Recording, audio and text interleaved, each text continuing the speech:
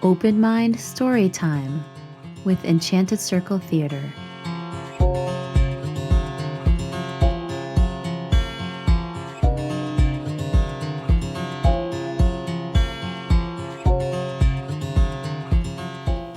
Hello, my name is Priscilla Kane Hellweg, and I am a teaching artist and the director of the Enchanted Circle Theater. Today, I've chosen to read for you Gittle's Journey, story by Lesléa Newman and pictures by Amy June Bates. Gittle's Journey is a beautiful story of courage, and bravery, and love, and hope for the future. It's a true story, really, of hundreds of thousands of people's lives who came to America through Ellis Island. It's a story of my family's history as well. I hope you enjoy it. Gittle, will you write to me from America? Risa asked. Yes, Gittle answered. And you can write back and tell me how Freda likes living with you. Gittle turned to Mama, who was standing in the doorway, wiping one of her eyes with a worn white handkerchief she always kept in her pocket. Can't we take Freda with us? She asked for the 100th time. No, Gittle, Mama replied, also for the 100th time. We cannot bring a goat to America. Now come inside and set the table. The sun is about to set. It's time to light the candles for Shabbos. Mama lit the tall white candles, and she and Gittle circled their hands 3 times to gather in the Sabbath light. Together they sang the blessing. Baruch atah Adonai, Eloheinu melech olam, asher kitshanu b'mitzvotav v'tzivanu lahadlik ner shel Shabbos. And then they sat down to eat. The next morning, Gittle pulled on her heavy woolen skirt and sweater, 2 pairs of socks, and her winter coat and boots. Mama handed her a sack that held 2 apples, a large hunk of bread, and a small wedge of cheese. Farewell, Risa, sei gesund. Gittle kissed Risa on the cheek and then hugged Risa's mama, papa, and baby brother. Sei gesund, Freda. Gittle gave the little white goat one last pat on the head and then turned away. Mama had told Gittle that she had to be very brave, and so she blinked her eyes and tried not to cry. Mama blinked her eyes too and dabbed at them with her handkerchief. Then she and Gittle started off. Wait, Gittle, Risa called. Basha wants to come with you. Risa held out the rag doll that she and Gittle loved to play with. Gittle looked at Mama, who had made her leave her own rag doll and so many other things behind. It's all right, Gittle. Mama blinked and wiped her eye again. Say thank you to Risa. Ashenim dank, Gittle said, as she tucked the small doll into her coat pocket. And then she and Mama set off on their long walk to the port. Many other people were making their way toward the seacoast. Some were on foot, some sat on donkeys, and a few rode in horse-drawn carts. When Gittle and her mother arrived at the port, they entered a big building and stepped into line. Stay close to me, Mama said, taking Gittle's hand, and do just as I tell you. I will, Mama, Gittle said. There were many people jostling about, and one of them pushed Gittle right up against her mother's soft woolen coat. It tickled her nose, and she sneezed loudly. Gittle, her mother hissed. No sneezing. Why? What's wrong with sneezing? Gittle asked. Mama gave Gittle a stern look. You must be quiet as a mouse, Mama whispered. and not draw attention to yourself. Soon, Gittel and her mother reached the head of the line. "Stick out your tongue," a burly man with a bristly beard ordered Gittel. "Blink your eyes. Show me your hands." Gittel did as she was told. The man nodded and then turned to Mama. "What's wrong with your eye?" "It's nothing," said Mama. "I shed a few tears over leaving my home. Surely you can understand that." "I understand all right," the man said. "Dry your eye and come back to me." The man turned to the next person in line while Mama wiped her runny eye. Then she returned to the man. "Your eye is still red. It is an infection. Your request to go to America is denied." "But next!" The man turned his back. Mama pulled at the man's sleeve. "Sir," she pleaded. "Go home." The man brushed Mama's hand off his sleeve like a crumb of challah. "Next!" "Come, Mama, let's go home," said Gittel, smiling at the thought. "Won't Risa and Freda be surprised?" "Gittel." Mama put her hands on Gittel's shoulders and looked her in the eye. "Home is not safe for us. You are going to America to have a better life."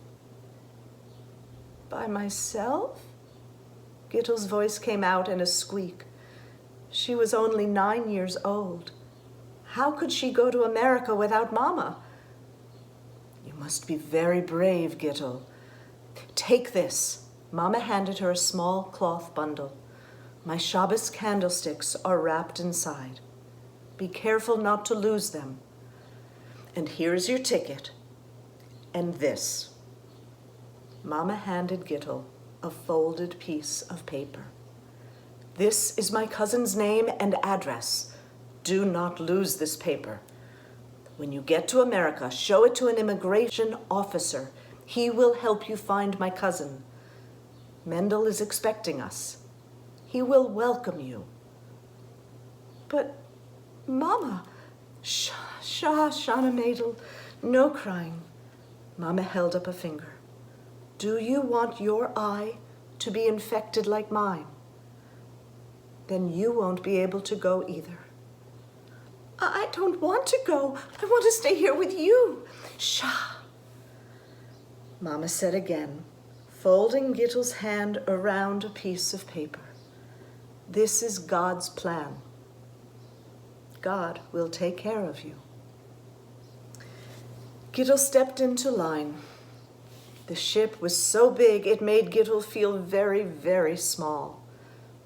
An officer took her ticket, pinned an identification tag onto her coat, and waved her on board. Gittel scurried up the steep staircase and pushed her way to the front of the crowd. She grabbed onto the ship's cold, wet railing with one hand, and with the other, tightly clenching the paper, she waved until the ship pulled away from the dock and Mama was out of sight. Gittel held onto the piece of paper with the name and address of Mama's cousin, just as Mama had told her to. She gripped it tightly when she stood in line with her dinner pail, and she carefully placed it in her lap as she sat down on a hard wooden bench to eat her herring and soup. "Come play cards with my brother and me," a Yiddish-speaking girl called to Gittel. She pushed the piece of paper down into her skirt pocket and went to join the game. Later, she made sure the paper was still safely tucked away as she clapped along to a lively tune some jolly men were singing, even though she couldn't understand a word. Gittel spent many lonely hours sitting on her berth, talking to Basha. "I miss Risa," she said to the little rag doll. "I miss Freda. I miss Mama," Gittel wailed. When Shabbos arrived, Gittel cried an ocean of tears. She had Mama's candlesticks, but no candles. Mama had candles, but no candlesticks. Candles and candlesticks belong together, just as she and Mama belonged together. Gittel shut her eyes and sang the Sabbath blessing softly to herself.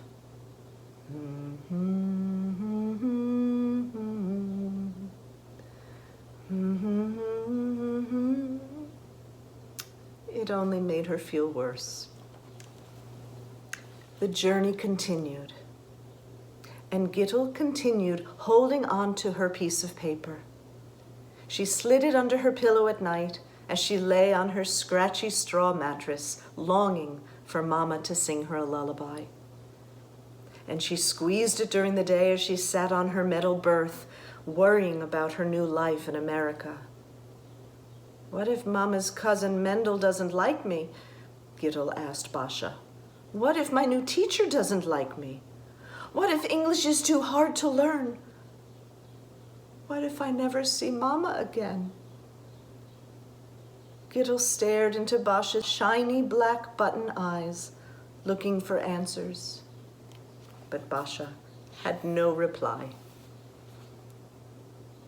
One morning, there was a big commotion on the boat. Gittel scrambled up on the deck to see what all the excitement was about. Look, look! And everyone pointed in the same direction as a great cheer arose. There she is! Who? Gittel asked. The Statue of Liberty, said a man standing beside Gittel as he waved his cap in the air and wept. She's welcoming us to America. Gittel looked across the water and gasped at the sight of an enormous woman rising out of the ocean, wearing a crown and holding a torch high into the air. She was the most astonishing thing that Gittel had ever seen, and she wished Mama were standing beside her so she could see the enormous woman too. Soon, the ship pulled into a harbor, and its shrill, loud whistle blew. Gittel placed Basha inside her coat pocket, next to her note for Mama, and rushed down the gangplank with all of the other passengers. Their boots and shoes made quite a clatter. Gittel stepped off the ship, happy to feel solid ground beneath her feet for the first time in 2 weeks. Soon, she found herself on board another boat, a small, crowded barge heading for Ellis Island. Cold ocean spray smacked Gittel in the face, and when she licked her lips, she tasted salt. But she didn't mind. Any minute now, she would be in America. When the barge docked, Gittel got off the ship and joined a crowd trudging up a steep stairway into a giant room filled with so many people speaking so loudly in so many languages that Gittel couldn't understand a thing.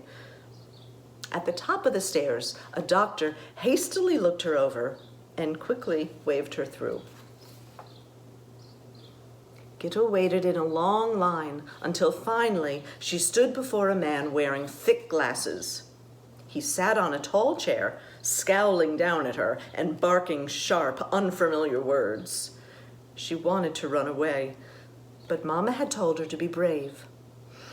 So she took a deep breath and stayed where she was.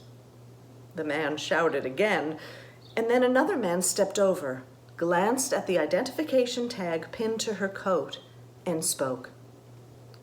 Wie heet's you? Asked the man. Hearing the familiar Yiddish words made Gittel feel a little less afraid. Ik hees Gittel, she replied. Please take me to my mama's cousin. She handed the interpreter the piece of paper Mama had given her back home. His name is Mendel. Here is his address. The interpreter unfolded the paper and looked at it. He turned it over. Then he turned it back. There's no address here, he said to Gittel in a gentle voice. Yes, there is. My mama wrote it down for me. See for yourself, said the interpreter. Gittel looked at the piece of paper. There was nothing but a big fat smear. The immigration officer, wearing thick glasses, pointed to Gittle's hand, which was spotted with ink, and muttered something to the interpreter. "What is this Mendel's last name?" the interpreter asked. "I don't know," Gittle answered. "What will I do?" And tears spilled from her eyes. "Pshaw," said the interpreter, "don't cry. We will take care of you." Gittle stayed where she was, while the kind interpreter spoke to one immigrant after another in many different languages. When Gittle grew tired, the interpreter pulled out a chair so she could sit next to the scowling immigration officer. When Gittle grew hungry, the interpreter gave her a bowl of soup. And when Gittle grew bored, the interpreter whisked the immigration officer's cap off his head and placed it on Gittle's with a laugh. "Say, that would make a swell picture," said a man with a large camera who snapped Gittle's photo. "That gives me an idea," the interpreter said. That night, Gittle lay on a thin mattress in a dormitory on Ellis Island, surrounded by strangers. She had no pillow, so she put her lumpy cloth bundle under her head, clutched Basha tightly, and cried herself to sleep. The next day, the interpreter came to find her. He had a big smile on his face and a folded Jewish newspaper tucked under his arm. "Do you recognize this, Shana Mädel?" he asked Gittle, pointing to the paper. "It's me!" Gittle cried, amazed to see her photo on the very front page. That afternoon, the interpreter brought a man to see her. It was Mama's cousin, Mendel, come to take her home.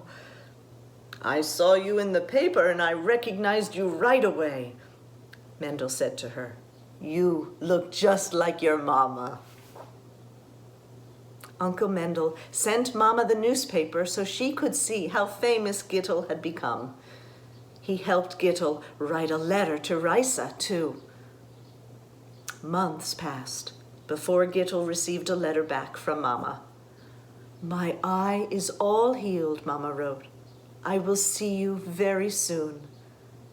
And a few weeks later, she stepped through the gates of Ellis Island to gather Gittle in her arms.